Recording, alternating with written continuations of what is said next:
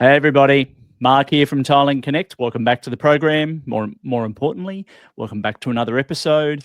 And we have another rock star with us today, which I'm really excited that Peter has decided to come on the show. I met Peter many years ago when he was working as the CEO of Amber Tiles here in Australia. And he's a great guy, and he's going to be talking today. And well, we're going to be talking today a lot about in that leadership space, very much a topic that's close to my heart, and something that I love to be involved in every organisation that I've worked for. But I'm not going to sit here and chew up the airtime. I'm certainly going to pass it over to Peter and say, hey, Peter, welcome, and thanks for giving up your time today.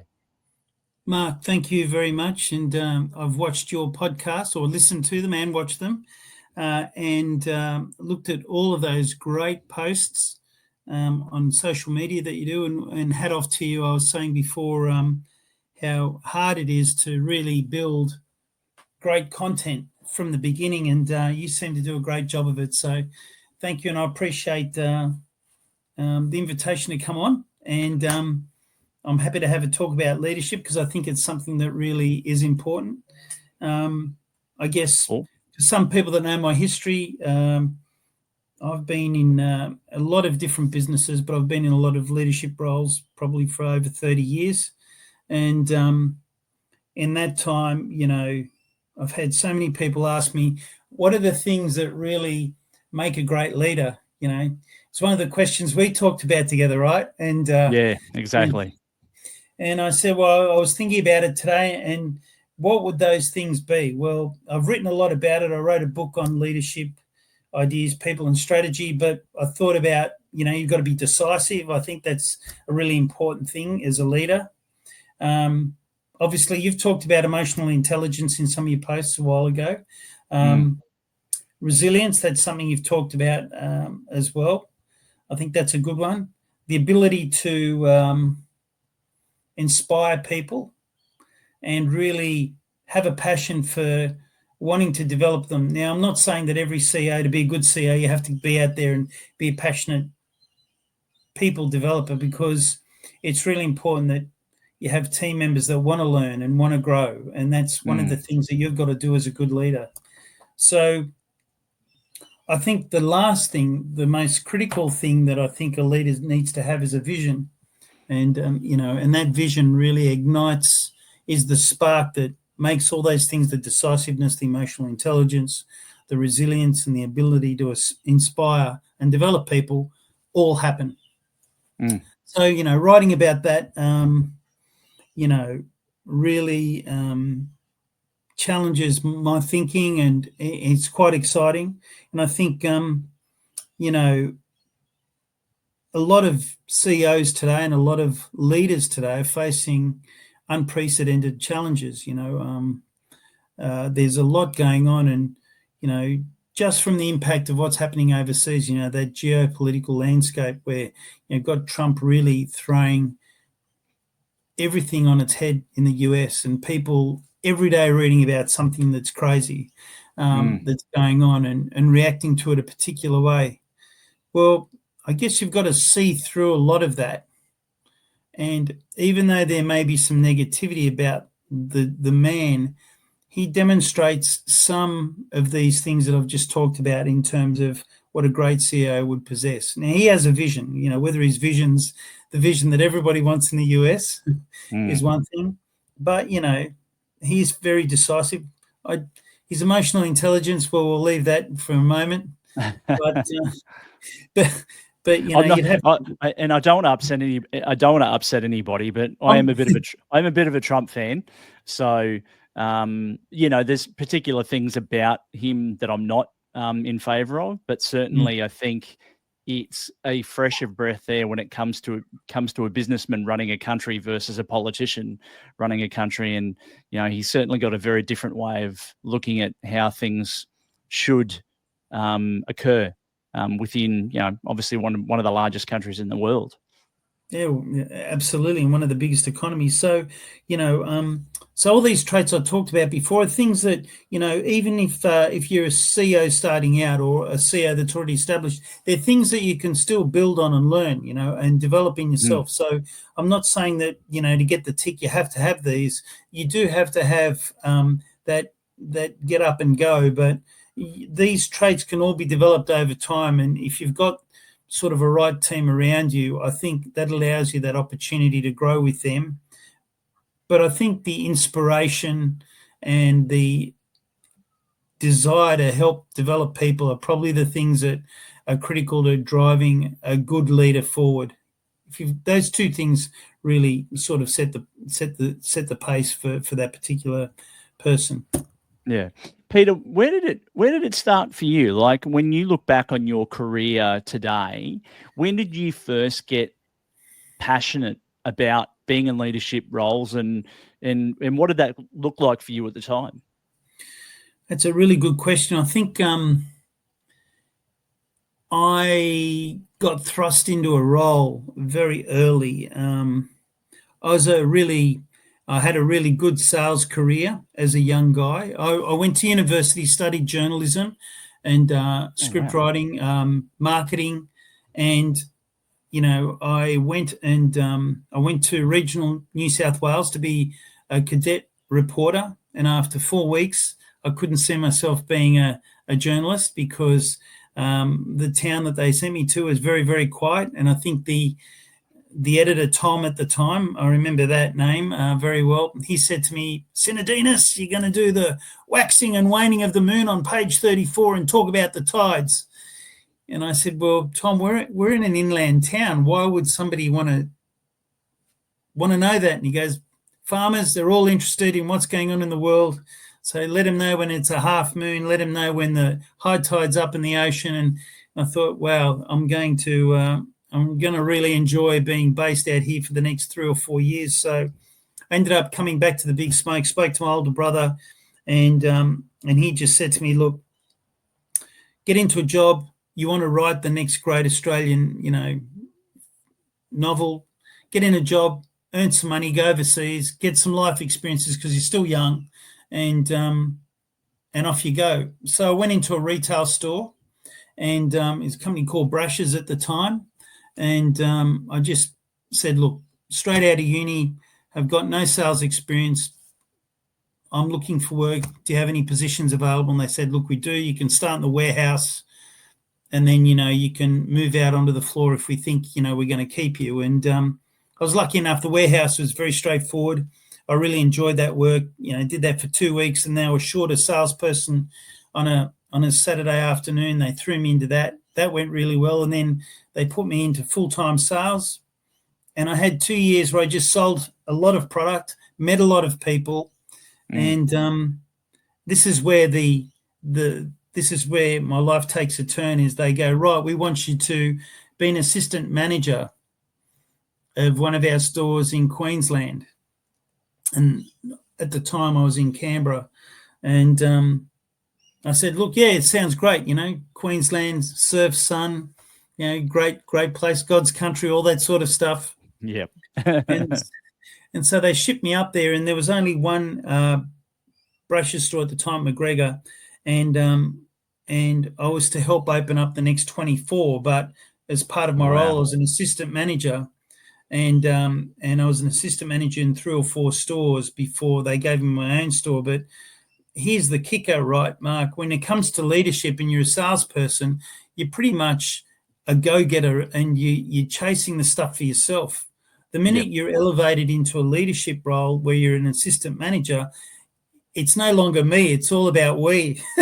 And when the manager's not there, it's all on you. So when you have good team members and good management where they say, the results are based on your success and performance as a people leader, then that really starts to hone your skills. So I quickly learnt that you can try and be a leader from a control and execution point of view, right? That's a very big focus for a lot of new leaders or people that really want to come into a new business and control the situation around them and execute, because, your first 90 days in business, whether you're a new CEO or new leader of an organization or coming into a new organization, you want to show either the board or the rest of the management team or your peers, cohorts, whatever it is, that you are every bit that you're being talked about. So those first 90 days are important.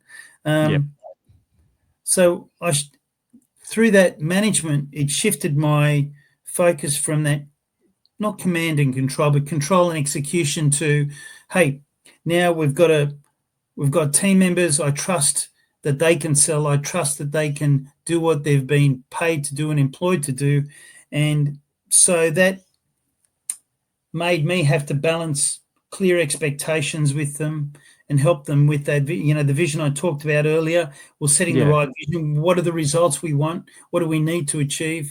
What's going to keep, not just the manager happy, the senior management and the national management team happy with our performance. And so we sort of tried to work in a really collaborative way. So that meant, really getting people to understand, when you've got a good team, they sort of sort out a lot of the problems if somebody's not fitting in. Yeah. They sort of define if that person's out of sync with everybody else. So that helps you do the number one, probably most important thing as a leader, is having the right people around you. Now, that doesn't mean you have to be the smartest person in the room, because if you're the smartest person in the room, then you're in the wrong room, right? You've heard that. You've heard that before, Mark. So actually having the right people around you is the number one rule, right? And that helped me. I had the right people around me, and that projected me into a national role. And when we were developing stores and opening up 24 stores in, it was crazy, 28 months in Queensland. Wow. So we went everywhere from Brisbane right up to Cairns, but every major city along the way. So I remember Brashens. What sort of retail store was it? Well, it had electrical products, TVs. Yep. I'm going to say a dirty word, video recorders. Video recorders. It's all right, mate. I remember. I grew up with it still. I might look young, but I'm not. You're definitely younger than me, that's for sure. And if you're older, you hold it very well, Mark. But yeah, they had those products. They had a lot of accessories, tapes, cables, televisions. They had hi-fi systems, Walkman, all the smaller audio products, microwaves. But that's where it stopped. So it's quite a limited range. But they also had musical instruments, had print music, and pianos, upright pianos and Steinway pianos, which were fantastic. And so, if you were a manager in that business, and you're a manager of a flagship store, which I got the opportunity to do because I was there for about 11 years,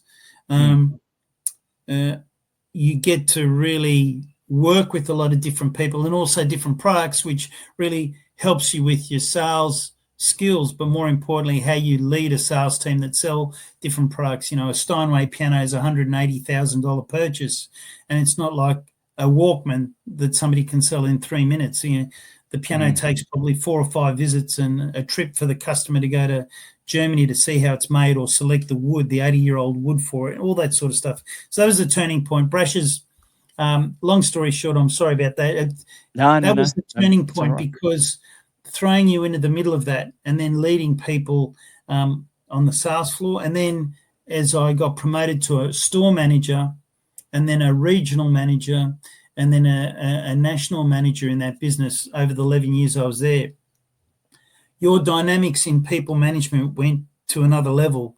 It meant you had to show up every day when it was hard, even when it's hard. There's all the difficulty, even the personal hardship you go through, you just show up. You had to learn about your self-awareness. You had to really be out there, and you're on show, a bit like where we're here today, Mark, on your wonderful podcast, but in a retail environment or a business environment. And it doesn't have to be retail, it can be anything, wholesale, it can be real estate, anything, any business, any professional services, you're on show. And so it means when you're turning up, you're performing on stage, and that means that your self-awareness has got to go to sort of another level. There's something called Pareto's rule, 80-20 rule. So 80% of your sales come from 20% of your stock, or 80% of your efforts come from 20% of 80% of your outcomes come from that 20% that you're focusing on. There's a whole lot of things around that. So there was that. You had to get comfortable saying no. I'm trying to think of all these things as I'm looking up to this mysterious God here, thinking he's giving me some more inspiration. But there are things like you have to be able to say no, because when you become a leader, a lot of people want to come into your office and park a gorilla on the end of your table, and they want to say, hey, buddy, can you solve this for me? And then they walk out and leave you with it. So you've got to be able to say, stop, no, what's your solution first? Let's look at that. And let's move forward with that. That sounds like a reasonable idea. Or have you really thought that out? Because the ramifications look like this just from what's happened last time. Well, look, let's fast forward from that time, because I think that's an excellent share in terms of experience and where it all started for you. And it's certainly, a lot of what you've put down and mentioned, I can resonate with. I come from a very similar background, probably maybe a little bit of a generation in between us, but certainly, I grew up in a retail environment where I was working in a number of different businesses, whether it be fast food and hospitality or retail clothing, and so I had a bit of a mix of things before I stepped into more leadership roles in retail and things like that. In the construction and building landscape background. Yeah. You've certainly held some senior roles in some incredible businesses over your career, and well done in doing that, because it's no easy feat. It's a lot of hard work. There's a lot of dedication and perseverance and resilience that it takes to do those sort of positions. I'm keen to know what sort of crucial leadership qualities that you would recommend would separate, a great CEO from an average one, and further to that, how would you develop them? How would you, give us a look in on that. Well, that the emotional leadership, the emotional intelligence factor is probably at the heart of really effective leadership, because that really sets you up to sort of navigate difficult relationships or complex relationships. So, good leadership is all about bringing people along with you in a collaborative way and sharing an experience that they feel they're 150% part of, if not leading. Yeah. So it should be almost, it should feel painless if it's happening naturally. Yep. Right. If it's not, then you get that friction and the rough edges. Now it's okay to have that friction and the rough edges, right? Because it means that you're growing. That's the critical factor you got to look at. Yeah. As long as it's in a positive sense, and there are things like numbers and metrics that help you understand whether your business is winning or losing. But with people, it's the most critical thing is their contribution and how that emotional intelligence plays into that. And I think it's if you're a great people person, you can navigate almost any problem in business, because most of your issues emanate from people, either highly satisfied people that you need to meet their expectations with. So in your case, Mark, being a great salesperson, you might have people saying to you, how do you see the market and what's your expectations and what are you going to do next? And you suddenly realize you're living up to a reputation. or how do you bring people? How do you get people to understand that and how they play into that? So I think the emotional intelligence is probably the heart of really effective leadership and being able to build strong teams. Because I mean, I've been in some great businesses, and I've seen, and I've done it tough, to be honest. I mean, there are big CEOs out there, and you know, we're talking guys that, you know, running corporations and companies like Coles, Woolworths, all those major organizations, and those guys and girls, I mean, they have to be tough, and you know, they have to have a set of non-negotiables, that, you know, a set of values that they work to, and those values need to be really honed in on that emotional intelligence, because you are navigating complexity today. Everything's so complex. So that, I think that's the key thing. But I guess lastly, I hope that's made sense to you, but vision, having a really, being able to talk about having that, or being able to give clarity to the vision, why things are done, how people play into that. And that comes back to the emotional intelligence as well, understanding the room. It's a bit like, you know, people are uncomfortable when they come into their room and they crack a couple of jokes that sort of go over like a lead balloon, you know, and I feel sorry for them, even though I go, oh my God, why did you start with that joke? And probably could have picked your mark, but you know, I don't feel sorry for them. I just have empathy for them, because their intention is to break ice, and you know, and others might see it differently. But I guess that emotional intelligence is a really definitive of effective leadership. But I'm going to say one now that will scare some listeners or some people, but accountability is a massive one. Being able to be accountable and not say things like, well, that's not my job, I don't care about it, or oh, well, you know, it was supposed to go okay, but, you know, if so-and-so hadn't done this or that, you know. And there are different mechanisms in business that allow you to develop that accountability, you know, trusting people and saying this is your role, checking in with them. That's why when you talk about the emotional intelligence being such a strong factor and having a really good, I guess, success-focused mindset, you are always checking in with people, not micromanaging, just checking in a one-on-one and saying, how are we doing, Mark?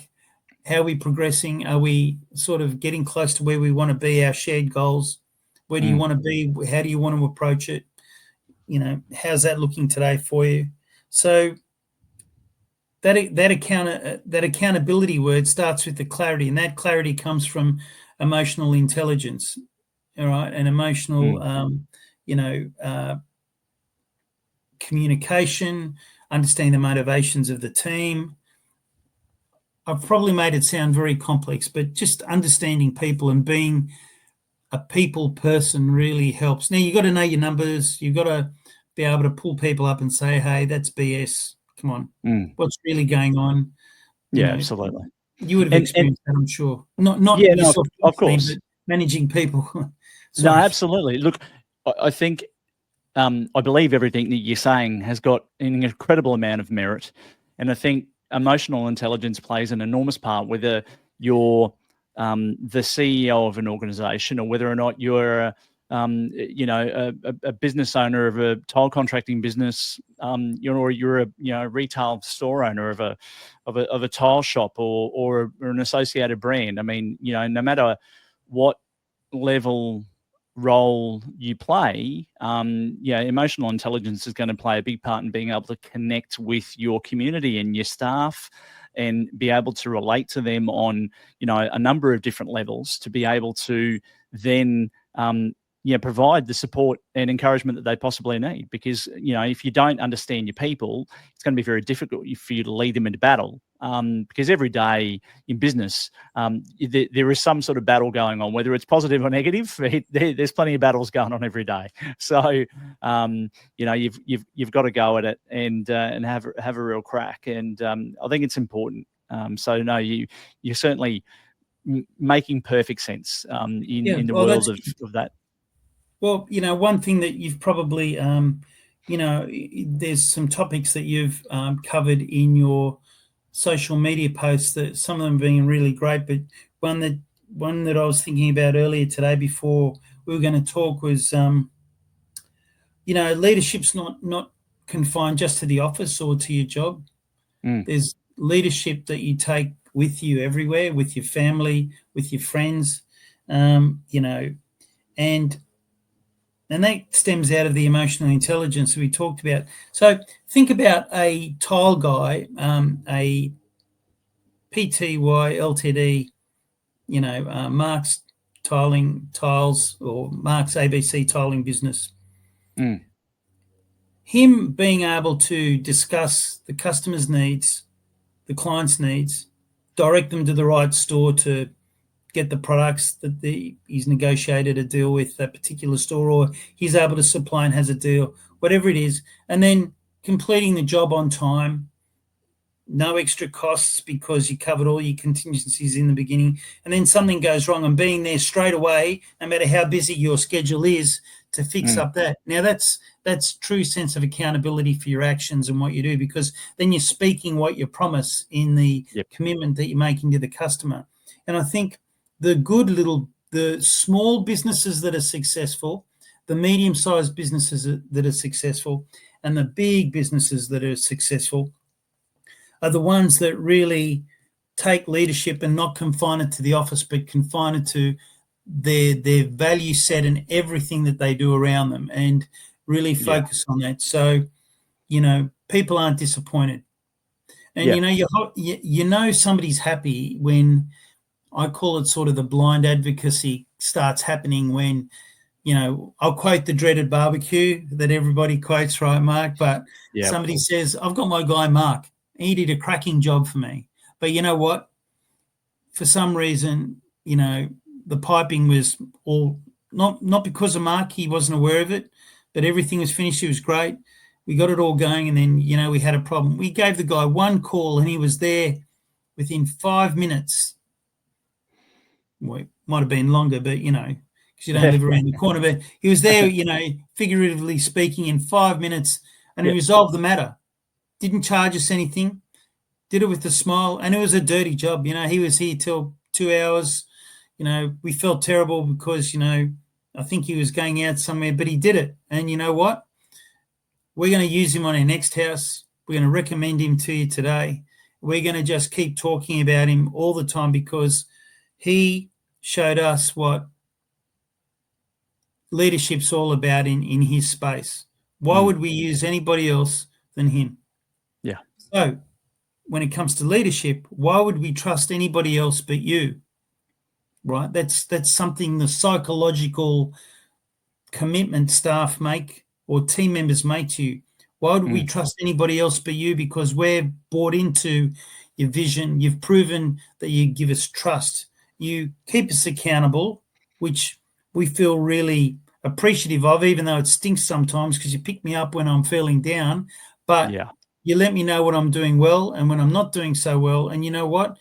At least I'm not in the dark and I don't get weird looks, from you and something like that. I know where I stand, and you know what? My commitment is to always be there with you. So when you get that reciprocal, invisible contract between two people, and that comes from that emotional leadership where you really understand your team members and your people, you're flying. Now, I'm not saying you wave a magic wand and do anything like that, Mark. That's hard to do, and that, I think, is the perpetual challenge I've found in my life, because you can be a real focused people person and people don't understand that vulnerability. They think that you may be weak or that you aren't thinking about the business. Well, you are, but you're thinking more about.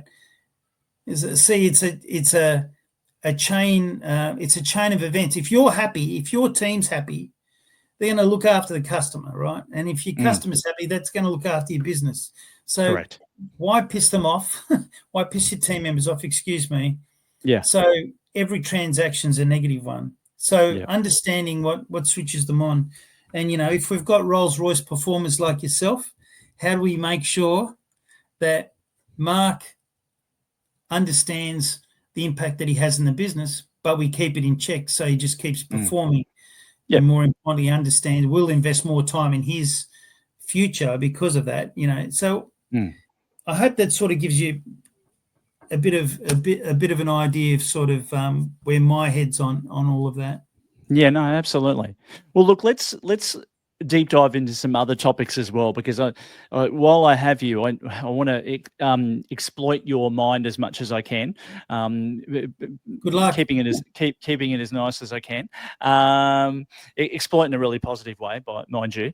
But you've held various senior leadership roles in the last sort of 10 years, and undoubtedly you've come across some bloody challenging times. There's no doubt about it, because particularly when you're at the top of the tree, you're exposed to everything that goes on in the business, whether just to coin that phrase, whether you're a CEO of an organization or whether you're leading a contracting crew on site. The roles are the same, the environment is different. And, talk us through, a challenging moment that you've had as a CEO and as a senior leader. Give us one example, and what does that look like, and how have you used all of your expertise to resolve it? Well, I think of one very early on when I was a young manager, and I'll tell you why I pick on this one, is that because as you climb the tree, that adversity or that sense of loneliness or being the last tip of the spear, and everybody looks to you. I mentioned earlier that some people abdicate their accountability by just coming in and throwing a gorilla on the end of your table. And what you can risk doing if you're in a team that's inexperienced is take some of their work on inadvertently, because you're trying to help them and develop them to be better, and that can have a negative effect. So a great experience that I had, I guess, growing up was while I was in Queensland, because I'm based in Sydney now. I was sent to a store that had, at that time I was, sort of 27 as a young store manager, and I was given a massive store to look after. It was 5 times the size of anything I'd managed before. It was hardcore sales, and the sales team I had were all an average age of 55, so they all had kids, married for most of their lives. They were really stable individuals, but they were hard asses. Yeah. I didn't have a 2IC because the 2IC quit because he couldn't deal with the team of guys that were there, because they literally ran the place. And it was, people would say, "Oh, you've got the poison chalice." I said, "What do you mean by that?" Because I try to be a very positive person. There's no poison chalice in our business. It's just another store. It'll be great. The guys are good. We'll get on. We've got, a good mix. We've got more female staff members in this store than we've ever had. It's great. Get a good mix of team, and there'll be some great dynamics. Whew. First day, I walked in there, and I think the only person that spoke, or 2 people spoke to me, the office manager and my receptionist. And they're the guys just didn't even acknowledge I was there. Wow. So, on leaving, I stood by the door and said, "Good night, guys. Nice to meet you," and shook their hands. No, they were civil and everything like that. And I said, "Listen, we've got a team meeting tomorrow morning at 8:30 before we open the doors. Okay, if you guys could come in, that'd be great." 8:30 comes, I've got my evergreen, agenda, young manager, keen to do the right thing. Nobody turns up. They turn up at 5 to 9, go straight out the back, make themselves coffees, have 3 cigarettes before the phones start ringing right on 9 o'clock. And I'm sitting there stressing out, thinking, how am I going to get these guys to be really good company team members? Because I don't want this store to be my last store. I want to be able to be promoted. Long story short, this went on for about a month and a half. I'd organised meetings. They'd turn up, wouldn't turn up. And so I said, look, guys, this isn't working. And unfortunately, you're stuck with me unless you want to try and get rid of me, which is okay as well. But, you know, if you look at my reputation in the business, I've been around for a while, and I really want to know, why is it that you don't? And they said, well, you know, you're a young guy. You've come in here. You're telling us what to do. You're telling us to clean up. You're telling us to. And I'm saying, yeah, but, you know, this is all about me establishing what controls I need to put in place and understanding the processes and procedures that we work to so I can finesse them. You know, it's not about a personal thing. They said, well, you know, it's giving us the poops. You know, we really don't want. So, you know, as far as we're concerned, I mean, we'll just do the bare essentials. But, you know, we know how the business works. You won't get your numbers and it'll be all over Red Rover for you. And I went, okay, so I'm loved. And oh, God. That said sounds awful already. Yeah, but, you know, so one Saturday afternoon, and the store was really busy. I used to get busy on a Saturday afternoon, and I was on the floor selling, and one of the older guys saw that, and I outsold budget. At the end of the day, they used to count up all the sales and everything. And Mandy on the front counter started smiling and laughing. And all the guys, you know, these super big, tough guys, you know, I was a bit lighter back then, you know, they've gone, why are you laughing? And she goes, well, Pete's outsold you 3 times to 1 for all of you guys. And they've gone, no, it can't happen. He can't sell. He's our manager. He's a loser. Managers don't know how to sell. They don't know how to do anything, just tell you how to do things. And I heard that comment, and I didn't get upset. I thought, great, I've got something. I've got something to work with, because they didn't give me anything, Mark. And I was drowning, you know, I was really fretting about it. Yeah. So I said to the guys, listen, I'm going to work with you for 2 weeks straight on the floor. I've got a guy called Jimmy. He's coming in as my 2IC. I know you're going to hate him as much as you hate me, because he's young as well, but he's coming up in the business. He's moving up from Victoria to be in this store with me. And I handpicked him because he's a go-getter. We haven't worked together, but I've heard he's got a great reputation, and he can sell too. So, you know, he's going to be here in a week's time. So I'm going to sell with you next week, and when Jimmy comes, we're all going to sell on the floor together. And my deal is that if I can't outsell you in a week, and Jimmy doesn't outsell you guys in a week, right, I'll walk.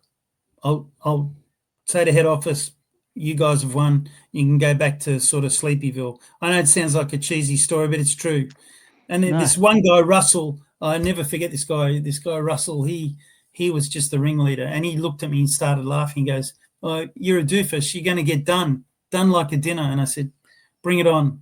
So that first week, I just got ahead of them all, just by a whisker, by about $50. Then when Jimmy came on board, Jimmy was, you know, 6 years younger than me. He outsold these guys 2 to 1, and I was just selling, and we had a great time. We had a lot of fun.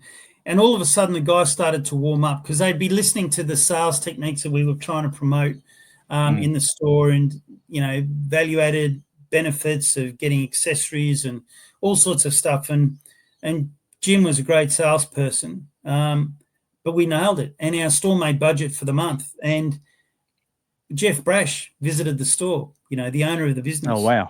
That's awesome. Came in. And these guys had never seen him, but only heard of him. And they said, wow, this. And I said, you guys don't know how good you are. You've spent all this energy trying to resist change when the transformation's in front of you.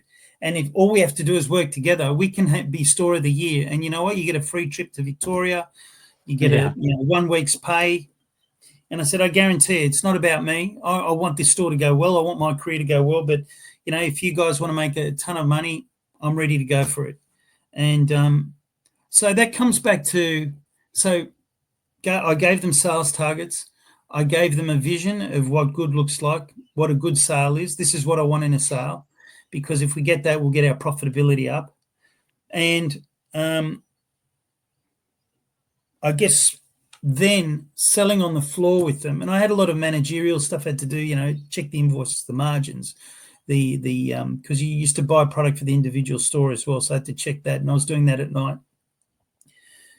but the time I spent with each one of those guys, I got to know personally. And so this is one of the leadership things, understand your people, understand what they're good at. And there was one guy called Gavin, hated talking to people. Imagine that, but on the telephone, he could sell, I'll use a cliche, ice to the Eskimos, oil to the Saudis, right?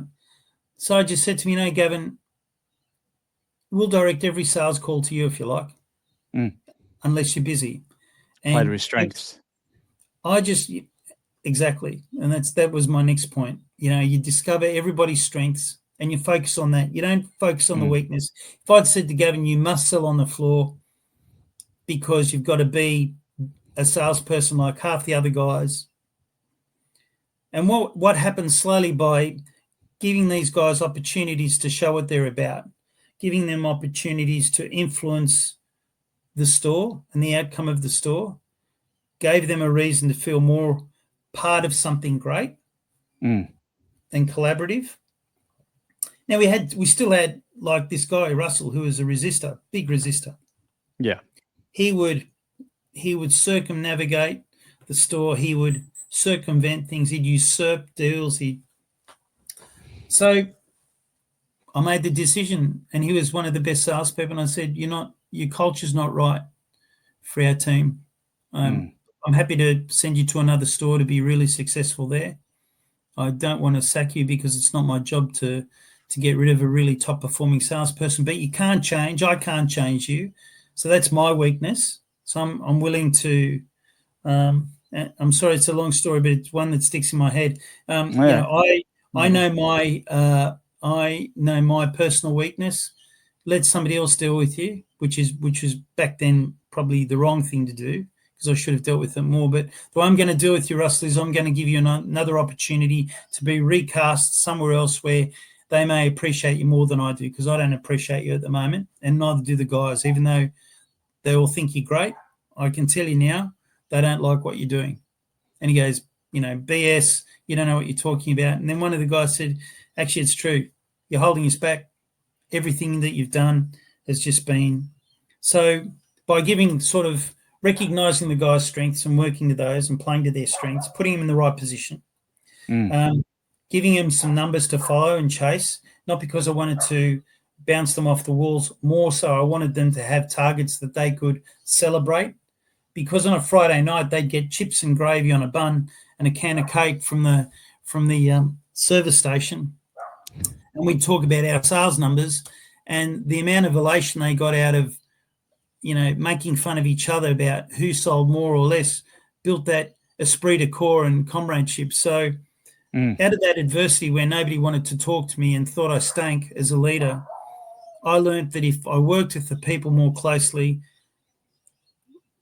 put them in the right position to play the best they can on the field, and then understand the strengths that they had and worked on the strengths as opposed to highlighting their weaknesses, helped me get through that adversity. Yeah, absolutely. So it's a long story. One other one I can think of is having a board where I joined an organization as a CEO, and having 3 members of the board really like me and 2 members really hate me. So nothing I could do for those 2 could ever satisfy them. So every meeting was adversarial. Every meeting was very, very negative, because they're quite strong in the way that they spoke.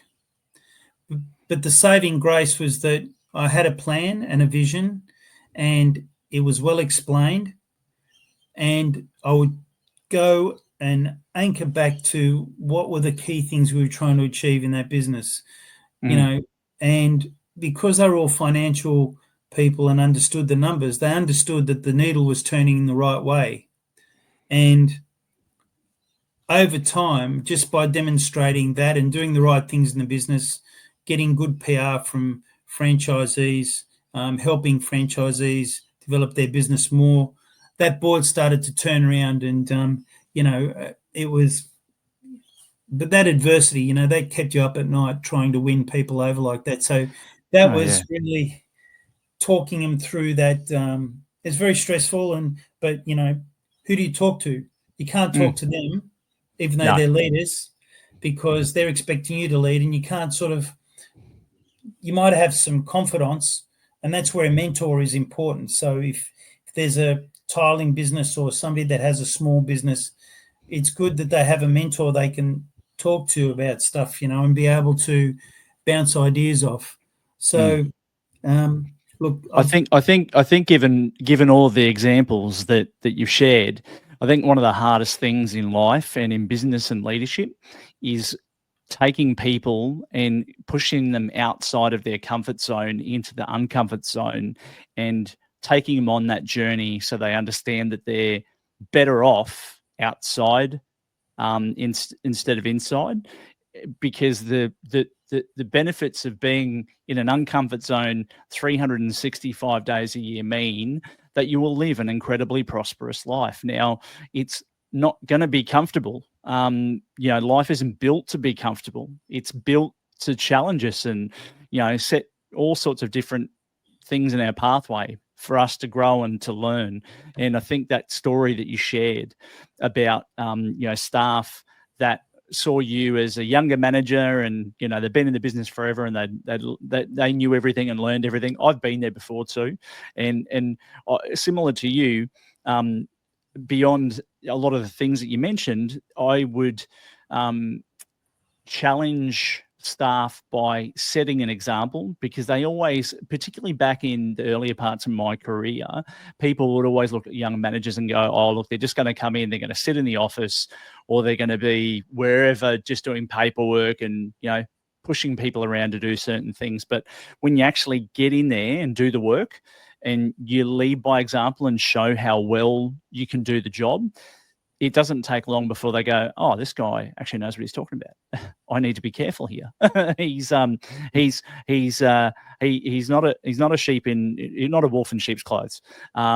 He's actually, got the goods. So it's funny, when I think about that example, I haven't talked about that for a very long time because I've been really focusing on stuff. I knew I'd made it, right, Mark, when I'm sitting there and I'm shuffling the papers, and Mandy's saying to me, oh, do you want me to make you a coffee because it's late and you're a bit tired? It's Friday night and it was 10 o'clock and I was knackered, and the guys all had their chips and everything from the van sitting down. I knew I'd made it because one guy came in and in front of me put down a can of Coke, my own roll, my own chips and everything like that. And he goes, that's for you, mate. We've had a great week and thank you very much. I said, oh, you didn't have to do that. And this particular guy, John, said, I'm really loving work. My wife can't believe I'm a different person because we're focusing on so many positive things as opposed to negative things. Yeah, I still get the shits with customers and, they drive me crazy, but I knew I'd made it then. And that gave me confidence so the point of me saying that is sometimes it's good to look for little markers, as you talked about, to indicate how your path is going. Yep. And if there's positive ones, you're sort of on the right path, if I could say it like that. If there's still a bit of transitional friction, well, you've got to work harder at it. And I guess that's one thing that I think you talked about. I've got to remember this. Is a while ago when I saw one of your posts, but if you're not continually learning as an individual, it could be really scary what happens to you. Like you're saying, you sort of get stuck behind those that are moving forward. And so my other encouragement for moments of adversity and challenges is, if you're understanding what's happening, try and look at different resources to learn how to overcome it. Right.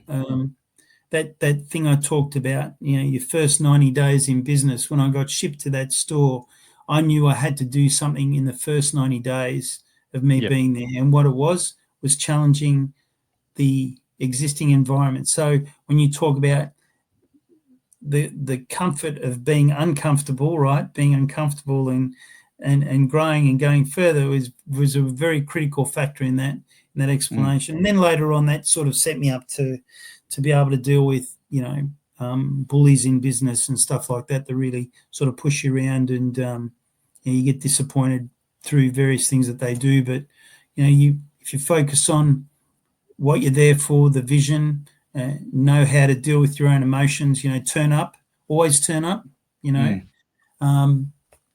try and surround yourself with those really good people. We have a shared future together. You can't go wrong. But it's not easy. No. It's absolutely not easy. And I think a lot of individual business owners would tell you today, it's bloody hard, chasing customers, delivering the services, being on time, just being able to answer the phone. But I think if you're intense there and the genuine, your real self comes out. I won't use the word authentic because that gets thrown around a lot. I wrote about authenticity a while ago, but just being the real Mark, and bringing that with you everywhere you go in business and in life, I think you can't go wrong. Yeah, agreed. Yeah, it takes a lot to takes a lot of lessons to learn who you are as a person, and certainly, I listen to a lot of Gary Vee stuff. He's a bit of a I aspire to not be like him, but certainly I aspire to use a lot of his mannerisms and his experiences in and his support and guidance in how to live your life. He's got some really good stuff, and he's very honest, incredibly transparent, and he does a lot for helping younger people find their way in life. And because I think people get caught up in the whole image versus action side of life. They think the image is the action, but it actually isn't. It's the action that creates the image.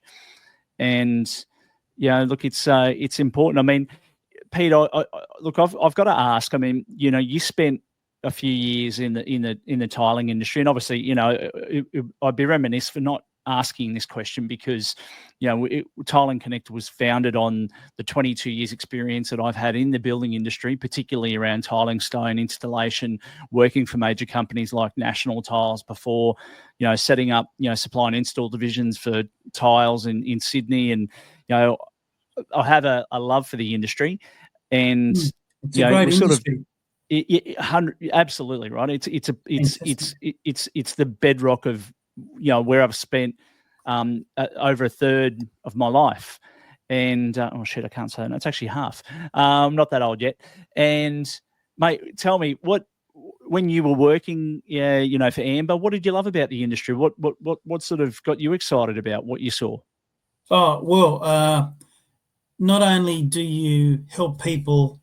Well, you'd know this from National Tiles and what you do today, but helping people deliver on an aspirational view of their home, because the home's really the definitive example of what people are. It's the definitive example of themselves, right, and their style and everything like that. And somebody that goes to the trouble of spending a ton of money on getting the right furnishings and the right look and feel and the colour, matching the colours, goes beyond, explanation, because there's some projects I saw when I was at Amber that were just unbelievable. The house project that the marketing team worked on that delivered, this unbelievable home on the South Coast, from being this sort of weatherboard, eyesore, to this magnificent, iconic building that had travertine, that had, the most beautiful marble tiles you could imagine in the hallway, running straight up to, the bathrooms that were so well appointed. I'm talking, they didn't use sort of 6x9s or 6x6s. They were talking 1.2 meters by 800. There's just opulent look and feel. But I think the thing I really liked most about the industry was the people. I think there are a lot of really, really good people that work hard in the business, and in that business, especially the franchisees. I know some of the franchisees really worked very, very hard. There were a percentage that worked absolutely hard, and a percentage that sort of were expecting a lot of it to fall in their lap. And part of the challenge was to get those people to that to find a middle ground, so they were working harder, but the rewards were there for them. So being able to see the customers' look on their face when, the product was perfect. There were customer problems, of course. Being able to resolve those, was great as well, because that gave you an opportunity to resell to them. So, if you handled that right, they'd come back to you, because they thought, as much as they got annoyed with you, well, you solved the problem, so we're going to give you another go to prove that it was just, an abomination that nobody expected or whatever. But I think the people were... Sorry, go on. No, I was just saying, sorry to interrupt. It's amazing how many people don't realise and understand how much reward you can actually get, not just emotionally and satisfactorily from a bad customer experience, but also that you're going to turn that customer into a repeat customer. And so many people forget that, whether you're working in retail or whether, again, just transcending this to a job site. When you have a problem, face it head on and work on resolving it. Don't run away from it, because the reward is the learning and the experience from a terrible or shitty experience is incredible, and you get to treat you get the opportunity to make that customer a repeat customer by coming back to you again because you solved it. The minute you don't do that, they're gone forever. So it's funny. I had an experience, and the franchisee will never know. And I'm not going to go into the exact details, but a customer called up one night into the office, and it was probably about 6:30, and everybody literally in the business had, all the guys in the warehouse had gone. I was just finishing some paperwork, and it's funny, people say, don't pick up the phone if it starts ringing after 6:30. And I thought, it might be my wife or something like that. It was a customer. And they had some travertine pavers that they bought from us. And the guy laying the pavers was still working at the customer's home, and it was daylight saving, so they could see the coloration of the stone. And out of 14 pallets, 2 had damaged or discoloured 6x9. Sorry, not 6x9. Was it? I've got to remember now. 2x4. Was a particular 3x6. Anyway, there was these pavers were discoloured because the wood in the actual crate, they'd had wood separating some of the layers as they put them in. And because of the dampness of this particular pallet, some of that coloration had gone, because they hadn't sealed the rock, right, before they put it down. So they called me and said, you've given us faulty product, and we want to, typical fashion, want to pull it all up and get our money back or do something like that. And I've gone, well, wait a second. Let's talk about this. Let's try and work out what's going on. What's the problem? Well, our guy's saying that 2 pallets of these stones are discoloured. And I said, let me jump in my car and I'll drive out and see. And they say, are you crazy? And I said, no, I'm in the office. I just jumped in the car. Drove out to the customer's home. It was, a 45-minute drive. This guy had done beautiful work, but he was right, 2 of the pallets were average. And I said, can you work with some of this stuff? I can see that some of the offcuts haven't been used yet for some of the edging that you want to do. Can you use some of this? And he goes, yeah, I can, but there's still, 30 pieces that need to be replaced. I said, it's not a problem. I'll get it done. For you. If you could progress, because the customer wants the job finished, and I'll get it sent over in the morning. So sure enough, I sent it over, got it there on time. The guy was waiting. He was happy, finished the job, gave me the product to take back on the truck, and it was really terrible stuff when everybody inspected in the office. Anyway, the customers were so happy with our service, or just somebody going out and seeing that late, and so was the tradie, that they actually sent a check into the office about 2 weeks later. Oh, really? Wow. Saying here's the because you gave us some extra pavers and you mentioned the price of the discounted price. So, we want to, it's a mistake, but we realised that it was after hours and blah blah blah. Now, the check wasn't much, but it was representative of a happy customer, right? Because they didn't have to pay anymore. Yep. So that went to the franchisee store. That sort of stuff, write about. You just do it because you want the business to have that the reputational impact of doing good things like that are really important.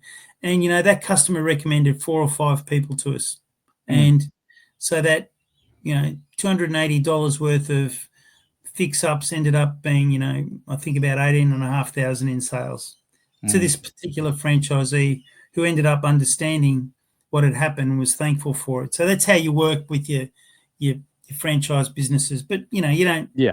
You can talk to you about it, and maybe Yeah. somebody will figure out what it is. But that all comes back to, I guess, if you have a set of values that you follow about collaborative work, being true to yourself in terms of your collaborative nature with other people that you work with, and trying to build a vision of what you're about, you can't go wrong. And that's what every small business, you won't win every day in a small business. You won't win every day in a medium business, because people are very interesting individuals. You know that better than me, Mark, being the great salesperson you are. But if you can be consistent in your actions, I think that gets you a long way ahead of the next guy who just gives up and doesn't care and works on numbers. I'll get the next one. I'll get more out of the next one. Or Australia's a small place, and there's diminishing value in working those numbers out when you piss too many people off, and soon the word gets around and you don't have a business, right? Correct. Yeah, absolutely, Peter. I couldn't agree more. And I think if just as we wrap up today, what's sort of one last bit of advice that you would give an aspiring leader in terms of, if they want to leave a lasting legacy in their role and what they're doing in business, what would you say to them? A lot of what we've said before, but I'll try and distill it down to a few things. Focus on continuous learning, right? Always try and learn more and more about people that you deal with and people just generally. Work on your self-awareness. Really focus on how you portray yourself. It can be as simple as you're on the telephone. Sorry, you're talking to a potential client or a customer, and then the telephone rings. You pick up the telephone. It's a very old thing. Your mobile phone, and you take that call while you're mid-sentence with the other one. Means that you don't respect them. So that's self-awareness, knowing when to, excuse me, this is a very important call. I need to take it. Actually, I don't need to take it because I'm with you, that sort of stuff. People first leadership, lead through people. Numbers are important. Absolutely 150%. Numbers are it. But lead through the people you have. Sometimes you need to reset their expectations or reset some of the team to have the right people around you. Emotional intelligence we talked about in detail. I banged on too much about that. No, you didn't. It's all good. So, I think those things, try and surround yourself with good people, Mark, like you do, and I think if you do that pays you forward. And lastly, integrity and transparency. That helps you build a legacy for sure. Do those things. So to remember that continuous learning, self-awareness, first people-focused leadership. Develop a strong understanding of the business you're in, the industry you're in, like you do, right? The construction industry like the back of your hand. Understand the industry you work in, because then that'll help you navigate a lot of stuff. And I think everything else I've mentioned works in your favour. Yeah, Peter, there's just been absolute gold from start to end today with regards to everything you've shared with us. And, look, this sort of topic, leadership and being a CEO in businesses and management and that, this could be a series of many episodes. So we've certainly jammed in quite a lot of information today, and I really appreciate your time. I had some amazing communication with you and collaboration with you when you're at Amber, and I'm glad that we could get you on today and to share some of your experience, because there's a lot there. And so thanks for coming on today. And like we always like to finish off all our shows, until next time, stay connected, but certainly big thanks. And we can't wait to get this out to the community and share some of this with them, so they can adapt some of what they're doing today and fit some of the Peter Sinodinos skills into their work life. Look, Mark, thanks for having me. I really appreciate it. I am very passionate about people being the best version of themselves that they can, because then, people buy people, then they buy product, right? So if you're the best version, yep, off you go. I've really enjoyed my time. I'm sorry if I banged on a little bit about the past. It's not about when we were this or when we were that. It's just they were defining moments in leadership that really taught me that being with people and helping people grow is critical. So I wish you all the best, Mark, and we always keep in touch. But you are a doyen of the industry, and doing something like this just shows how much you love it, how much you care about it, because I know you do this off your own bat, and that is one hell of a thing to do, and you do it really well. So thank you, sir, and look forward to crossing swords with you again in the future.